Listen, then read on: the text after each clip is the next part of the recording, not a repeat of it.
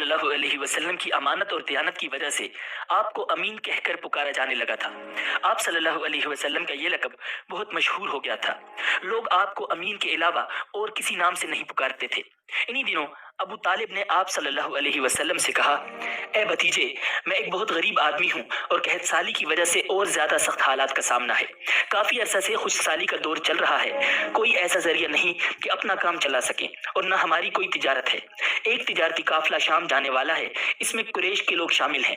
قریش کی ایک خاتون خدیجہ بن خویلد شام کی طرف اپنا تجارتی سامان بھیجا کرتی ہیں۔ جو شخص ان کا مال لے کر جاتا ہے وہ اپنی اجرت ان سے طے کر لیتا ہے۔ اب اگر تم ان کے پاس جاؤ اور ان کا مال لے جانے کی پیشکش کرو تو وہ ضرور اپنا مال تمہیں دے دیں گی، کیونکہ تمہاری امانت داری کی شہرت ان تک پہنچ چکی ہے۔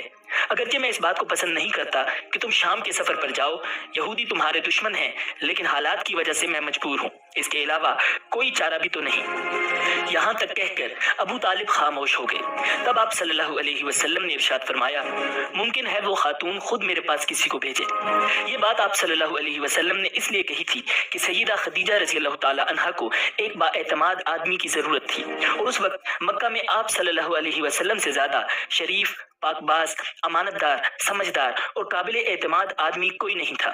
ابو طالب اس وقت بہت پریشان تھے۔ آپ صلی اللہ علیہ وسلم کی یہ بات سن کر انہوں نے کہا، اگر تم نہ گئے تو مجھے ڈر ہے وہ کسی اور سے معاملہ طے کر لیں گی۔ یہ کہہ کر ابو طالب اٹھ گئے۔ ادھر آپ صلی اللہ علیہ وسلم کو یقین تھا کہ سیدہ خدیجہ رضی اللہ تعالی عنہا خود ان کی طرف کسی کو بھیجیں گی، اور ہوا بھی یہی۔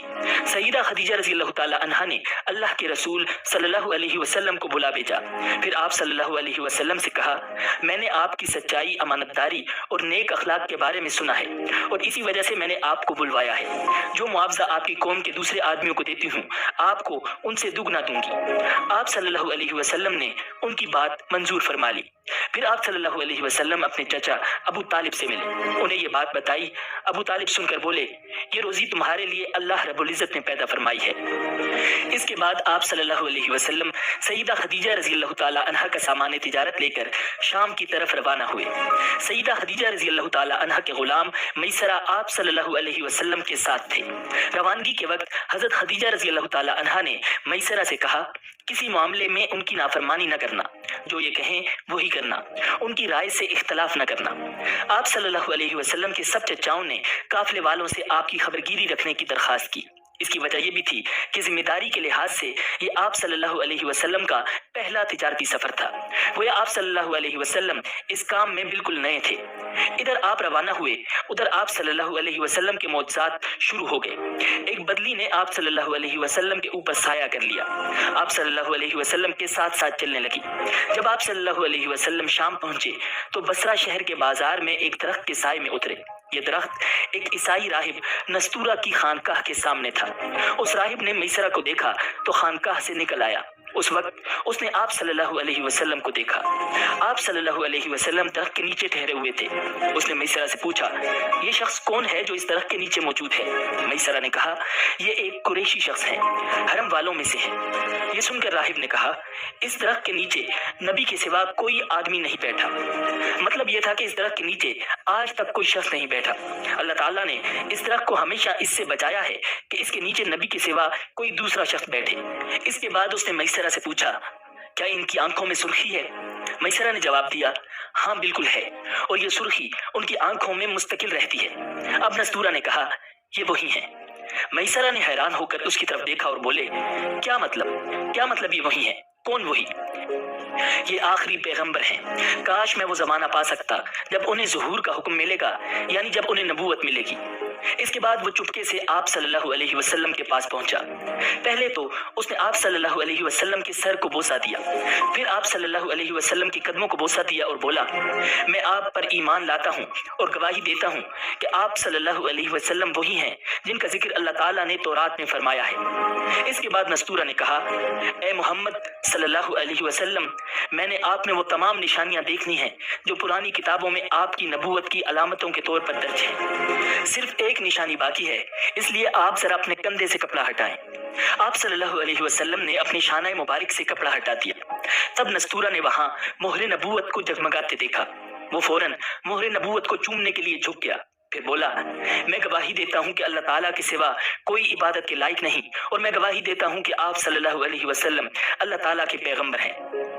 آپ کے بارے میں حضرت عیسیٰ ابن مریم علیہ السلام نے خوشخبری دی تھی، اور انہوں نے کہا تھا میرے بعد اس درخت کے نیچے کوئی نہیں بیٹھے گا سوائے اس پیغمبر کے جو امی یعنی ان پڑھ، ہاشمی، عربی اور مکی یعنی مکہ کے رہنے والے ہوں گے، قیامت میں حوض کوثر اور شفاعت والے ہوں گے۔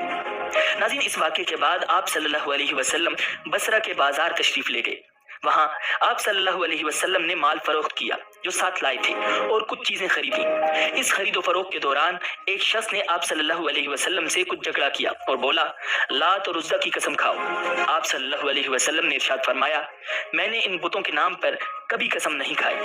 آپ صلی اللہ علیہ وسلم کا یہ جملہ سن کر وہ شخص چونک اٹھا۔ شاید وہ گزشتہ آسمانی کتاب کا کوئی عالم تھا اور اس نے آپ صلی اللہ علیہ وسلم کو پہچان لیا تھا، چنانچہ بولا آپ ٹھیک کہتے ہیں۔ اس کے بعد اس نے میسرہ سے علیحدگی میں ملاقات کی، کہنے لگا میسرہ یہ نبی ہے، قسم ہے اس ذات کی جس کے ہاتھ میں میری جان ہے، یہ وہی ہے جن کا ذکر ہمارے راہب اپنی کتابوں میں پاتے ہیں۔ میسرہ نے اس کی اس بات کو ذہن نشین کر لیا۔ راستے میں ایک اور واقعہ پیش آیا۔ سیدہ خدیجہ رضی اللہ تعالی عنہا کے 2 اونٹ بہت زیادہ تھک گئے تھے اور چلنے کے قابل نہ رہے۔ ان کی وجہ سے میسرہ قافلے کے پیچھے رہ گیا۔ نبی اکرم صلی اللہ علیہ وسلم قافلے کے اگلے حصے میں تھے۔ میسرہ ان اونٹوں کی وجہ سے پریشان ہوا تو دوڑتا ہوا اگلے حصے کی طرف آیا اور اپنی پریشانی کے بارے میں آپ صلی اللہ علیہ وسلم کو بتایا۔ آپ اس کے ساتھ ان دونوں اونٹوں کے پاس تشریف لائے، ان کی کمر اور پچھلے حصے پر ہاتھ پھیرا، کچھ پڑھ کر دم کیا۔ آپ کا ایسا کرنا تھا کہ اونٹ اسی وقت ٹھیک ہو گئے اور اس قدر تیز چلے کہ قافلے کے اگلے حصے میں پہنچ گئے۔ اب وہ منہ سے آوازیں نکال رہے تھے اور چلنے میں جوش و خروش کا اظہار کر رہے تھے۔ پھر قافلے والوں نے اپنا سامان فروخت کیا۔ اس بار انہیں اتنا منافع ہوا کہ پہلے کبھی نہیں ہوا تھا۔ چنانچہ میسرہ نے آپ سے کہا اے محمد ہم سالہ سال سے سیدہ خدیجہ کے لیے تجارت کر رہے ہیں، مگر اتنا زبردست نفع ہمیں کبھی نہیں ہوا جتنا اس بار ہوا ہے۔ آخر قافلہ واپس مکہ کی طرف روانہ ہوا۔ میسرہ نے اس دوران صاف طور پر یہ بات دیکھی کہ جب گرمی کا وقت ہوتا تھا اور نبی اکرم صلی اللہ علیہ وسلم اپنے اونٹ پر ہوتے تھے تو 2 فرشتے دھوپ سے بچانے کے لیے آپ پر سایہ کیے رہتے تھے۔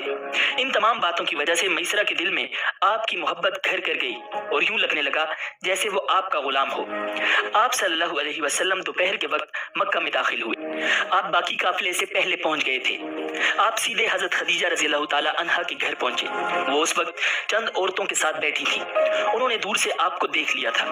آپ اونٹ پر سوار تھے اور 2 فرشتے آپ پر سایہ کیے ہوئے تھے۔ حضرت خدیجہ رضی اللہ تعالی عنہا نے یہ منظر دوسری عورتوں کو بھی دکھایا۔ وہ سب بہت حیران ہوئی۔ اب آپ صلی اللہ علیہ وسلم نے حضرت خدیجہ رضی اللہ تعالی عنہا کو تجارت کے حالات سنائے، منافع کے بارے میں بتایا۔ اس مرتبہ پہلے کی نسبت دگنا منافع ہوا تھا۔ حضرت خدیجہ رضی اللہ تعالی عنہا بہت خوش ہوئی۔ انہوں نے پوچھا میسرہ کہاں ہے؟ آپ صلی اللہ علیہ وسلم نے بتایا وہ ابھی پیچھے ہے۔ یہ سن کر سیدہ نے کہا آپ فوراً اس کے پاس جائیے اور اسے جلد از جلد میرے پاس لائیے۔ آپ صلی اللہ علیہ وسلم واپس روانہ ہوئے۔ حضرت خدیجہ رضی اللہ تعالی عنہا نے دراصل آپ کو اس لیے بھیجا تھا کہ وہ پھر سے وہی منظر دیکھنا چاہتی تھی، جاننا چاہتی تھی کہ کیا اب بھی فرشتے ان پر سایہ کرتے ہیں یا نہیں۔ کیوں ہی آپ روانہ ہوئے، یہ اپنے مکان کے اوپر چڑھ گئیں اور وہاں آپ کو دیکھنے لگی۔ آپ صلی اللہ علیہ وسلم کی شان اب بھی وہی نظر آئی۔ اب انہیں یقین ہو گیا کہ ان کی آنکھوں نے دھوکہ نہیں کھایا۔ کچھ دیر بعد آپ صلی اللہ علیہ وسلم میسرہ کے ساتھ ان کے پاس پہنچ گئے۔ حضرت خدیجہ رضی اللہ تعالی عنہا نے میسرہ سے کہا میں نے ان پر 2 فرشتوں کو سایہ کرتے ہوئے دیکھا ہے، کیا تم نے بھی کوئی ایسا منظر دیکھا ہے؟ جواب میں میسرہ نے کہا میں تو یہ منظر اس وقت سے دیکھ رہا ہوں جب قافلہ یہاں سے شام جانے کے لیے روانہ ہوا تھا۔ اس کے بعد میسرہ نے نستورہ سے ملاقات کا حال سنایا۔ دوسرے آدمی نے جو کہا تھا وہ بھی بتایا، جس نے لات اور عزا کی قسم کھانے کے لیے کہا تھا، پھر اونٹوں والا واقعہ بتایا۔ یہ تمام باتیں سننے کے بعد سیدہ خدیجہ رضی اللہ تعالی عنہا نے آپ کو طے شدہ اجرت سے دگنا دی، جبکہ طے شدہ اجرت پہلے ہی دوسرے لوگوں کی نسبت دگنا تھی۔ ان تمام باتوں سے سیدہ خدیجہ رضی اللہ تعالی عنہا بہت حیران ہوئی۔ اب وہ اپنے چچا زاد بھائی ورقہ بن نوفل سے ملی۔ یہ پچھلی کتابوں کے عالم تھے۔ سیدہ خدیجہ رضی اللہ تعالی عنہا نے انہیں جو کچھ خود دیکھا اور میسرہ کی زبانی سنا تھا وہ سب کہہ سنایا۔ ورقہ بن نوفل اس وقت عیسائی مذہب سے تعلق رکھتے تھے، اس سے پہلے وہ یہودی تھے۔ سیدہ خدیجہ رضی اللہ تعالی عنہا کی تمام باتیں سن کر ورقہ بن نوفل نے کہا خدیجہ اگر یہ باتیں سچ ہیں تو سمجھ لو محمد اس امت کے نبی ہیں۔